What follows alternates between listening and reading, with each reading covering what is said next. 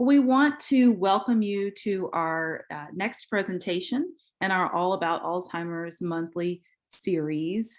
It's a pleasure to be here with you today, as always. For those of you I haven't met, my name is Joan Asseff, and I am a licensed clinical social worker here in the state of Texas. And I've spent most of my career working with older adults and in a wide range of settings, as well as folks with various disabilities. I've worked in skilled nursing facilities, hospice, home health, Right. psychiatric care, and private clinical practice. And I now teach social work at the Steve Hicks School of Social Work at the University of Texas at Austin. So I'm honored and humbled, as always, to be here with you today as we problem solve together to support those living with Alzheimer's disease, their caregivers and care partners, and their families. I'm excited to share this presentation with you today on the benefits of exercise for people living with dementia. So with that, we'll go ahead and get started. Just a quick note about Alzheimer's Texas. As I'm sure many of you know, Alzheimer's Texas is an independent local nonprofit that used to be known as the Alzheimer's Association Capital of Texas chapter. They have been a privately funded voluntary health organization since 1982, serving Central Texans with Alzheimer's disease and their caregivers. About 3 or 4 years ago, Alzheimer's Texas broke away to form their own nonprofit and decided to focus 100% of their funds and efforts here in Central Texas. However, Alzheimer's Texas maintains the same level of commitment, providing support, education, and advocacy for those affected by Alzheimer's disease and other dementias in our community. So we're really thankful to Alzheimer's Texas for all the support they provide in our community. So I'd like to briefly go over the learning objectives for our time together today. We want to understand the growing body of research linking exercise with improved outcomes for people living with dementia. We want to identify evidence-based benefits of exercise for both people living with dementia and their care partners, and learn a range of approaches for supporting a person living with dementia to safely exercise. And safety is really important as we talk about exercise for people living with dementia. And then finally, we want to just consider, as always, consider and share ways we can apply and educate others about these strategies. So with those objectives, we'll go ahead and get started. I want to frame our discussion about the benefits of exercise for people living with dementia by first reminding us of the etiology and wide range of symptoms we're trying to address as care professionals and as caregivers.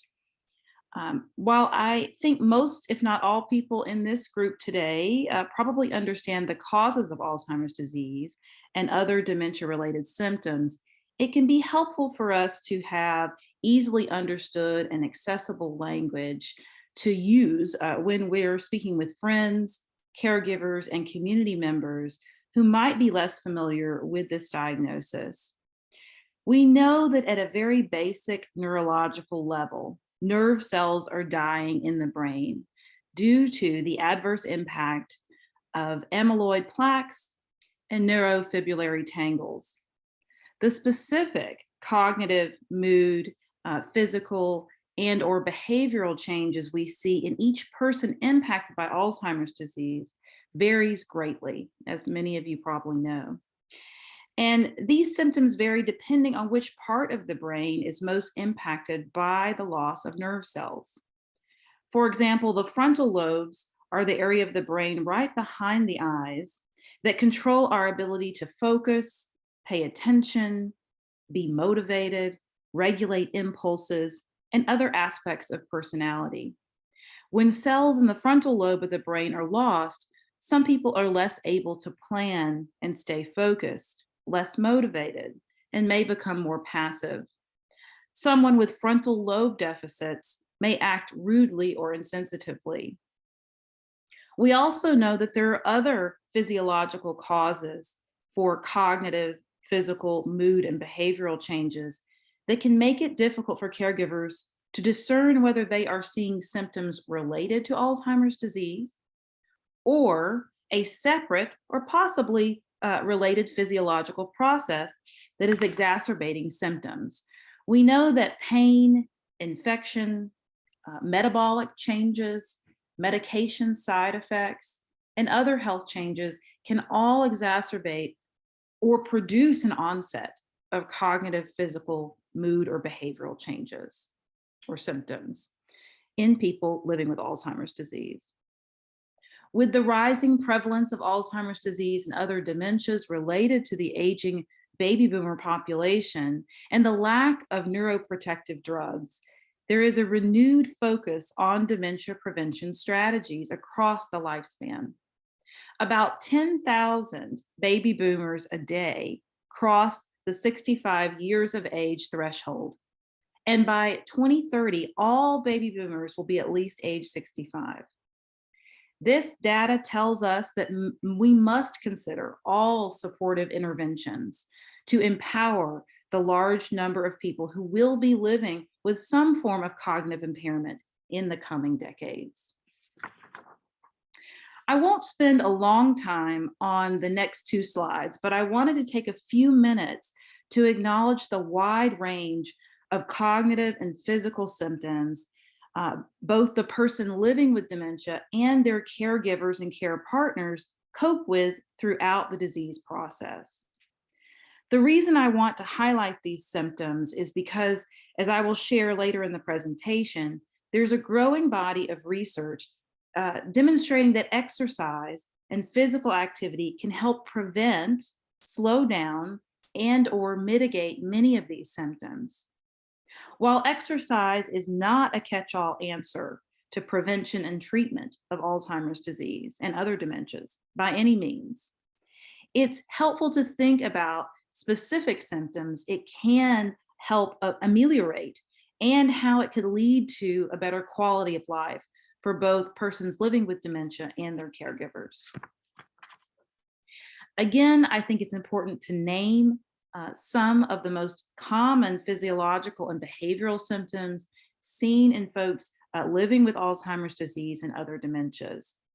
Unfortunately, as we saw on the previous list, this list is also long.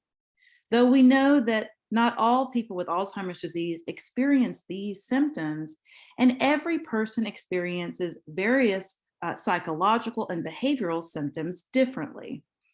Research tells us that over 80% of patients with Alzheimer's disease over the course of their disease are affected by these symptoms. However, the ways these symptoms present varies greatly between patients and over an individual's disease course. Again, we need all the tools in the evidence-based toolbox to treat and lessen these symptoms to the fullest extent possible. I also want to recognize that many of you are on the front lines of caregiving for those impacted by this disease. It's important to recognize and validate the impact of these symptoms and the impact that these symptoms have on both the person living with Alzheimer's disease and their caregivers and care partners. As you see here, recent research shows that dementia-related symptoms have an adverse impact on the emotional connection between the caregiver and the care recipient, and they exacerbate difficulties in other domains, such as caring for activities of daily living. Other recent studies show that anywhere from 34 to 55% of caregivers experience mental health symptoms, which are only made worse by the presence of dementia-related symptoms amongst those who need care. So we know that the negative impact of these symptoms on both the person living with dementia and their caregivers is very real and very significant. So one exciting trend in recent research has been the discovery of dementia-related preventative benefits of exercise. Research shows that approximately 1/3 of dementia cases are attributable to modifiable risk factors, such as physical inactivity, smoking, and hypertension. Combining this knowledge with the lack of neuroprotective medications currently available to fully treat Alzheimer's disease, there is a renewed focus in both mental health care, healthcare, and in research on dementia prevention strategies across the lifespan. Exercise has emerged as a key intervention for influencing cognition positively, including reducing the risk of age-related cognitive decline and dementia. Specifically, physical activity has been found to influence brain metabolism, preventing an increase in the metabolite called choline. The concentration of this metabolite often rises as a result of the increased loss of nerve cells, which is typically seen in Alzheimer's disease. In other words, research is telling us that exercise across the lifespan, and especially as we age, is a vital preventative measure for cognitive changes. Of course, we know, and research tells us, that exercise has other significant preventative benefits for older adults in general, including positive effects on risk for coronary artery disease, fat mass, stroke, type 2 diabetes, some cancers, especially breast and colon, falls, reduced bone density, and depression.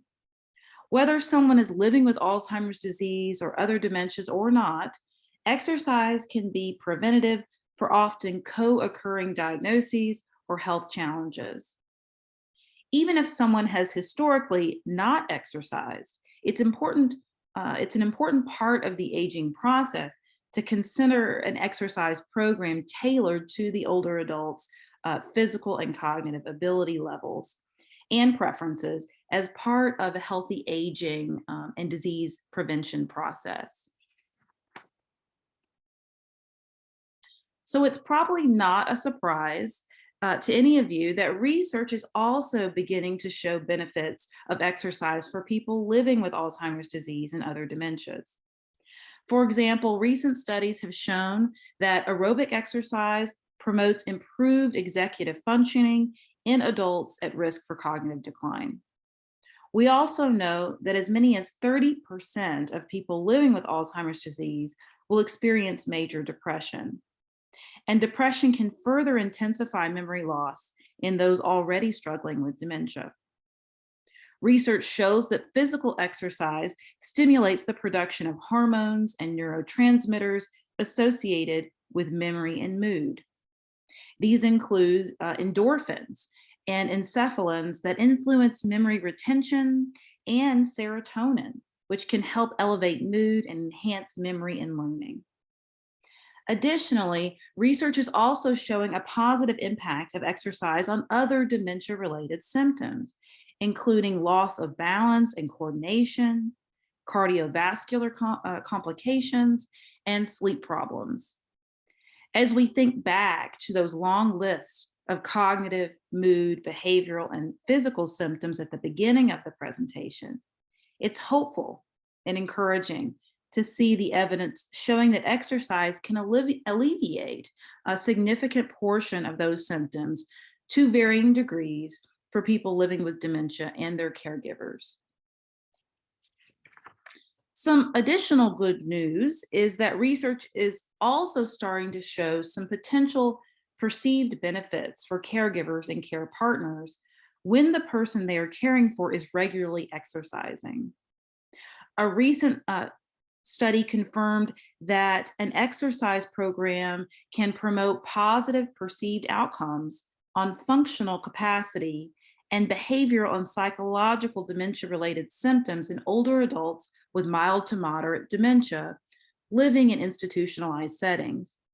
These findings suggest that an exercise intervention with individuals living with dementia could be useful as a strategy for caregiver distress management, alleviating the burden felt by formal caregivers in other settings.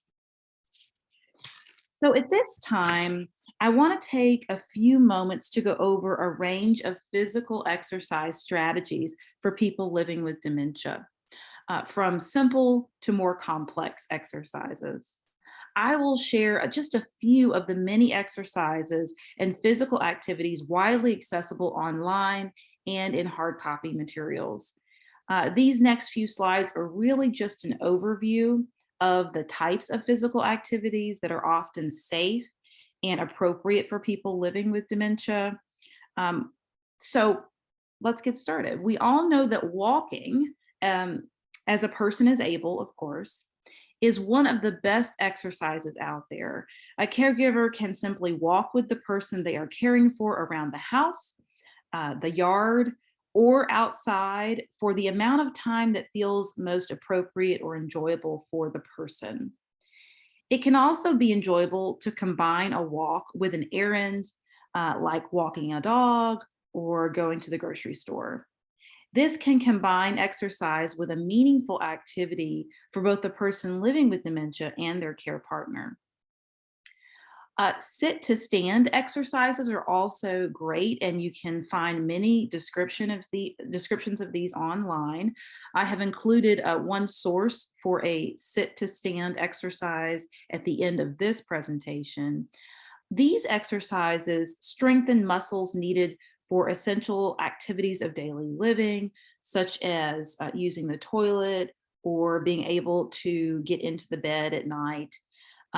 Balancing exercises can also be great exercises, such as simply staying balanced in a standing position and holding on to a secure object as needed. Again, safety is also always primary in these should always be a primary consideration in these exercises.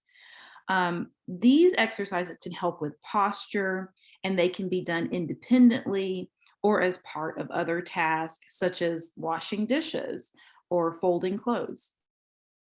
Another really simple exercise for a person living with dementia is to simply sit unsupported for a few minutes. Of course, again, with supervision to prevent falls. This exercise can help strengthen abdominal and back muscles needed for posture and overall quality of daily life. Stretching while lying in bed is also another simple and fairly safe exercise for people living with dementia. It can be done independently or with assistance as needed. I want to stress that all care partners should consult with the person's physician prior to starting any exercise program or any regimen. There are often a wide range of health and mental health factors to consider when developing an exercise regimen for someone living with dementia. So you always want to include the patient's doctor in the development of that plan.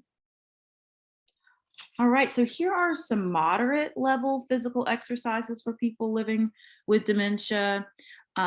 These include stretches or strength exercises, such as simple stretching routines or easy strength and balance routines.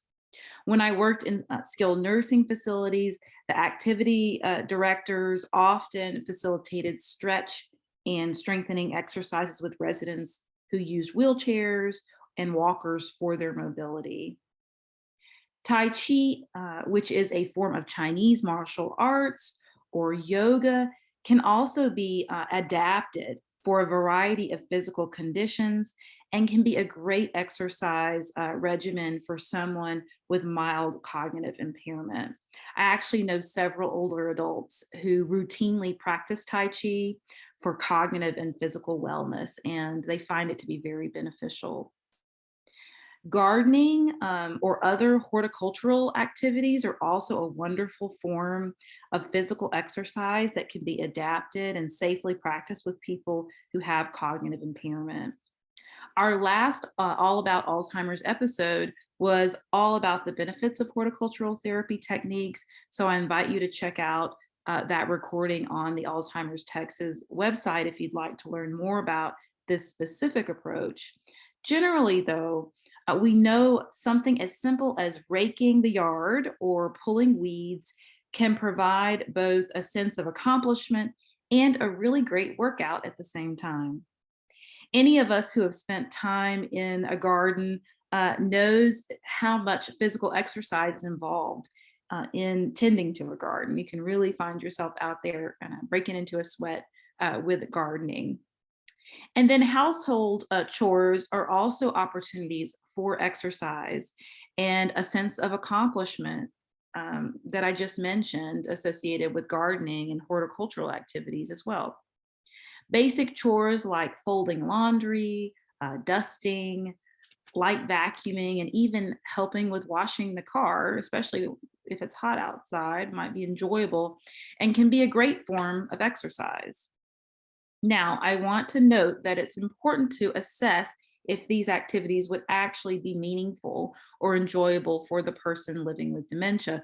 Some people, like me, get a great sense of satisfaction from completing many household chores, while others might feel like they're being put to work in ways that are not meaningful or don't feel great for them. So we want to be careful and really mindful to assess whether each physical exercise opportunity would be a good option for the person that we're trying to support. And then, of course, depending on their stage of dementia and which parts of the brain are being impacted, some persons are able to safely participate in more advanced physical exercises, such as dancing. Dancing is a fun exercise that doesn't really feel like an exercise. This can be a great option for people who didn't historically enjoy more structured exercise, but they enjoy music and free-form dancing. This can be done either alone or with others.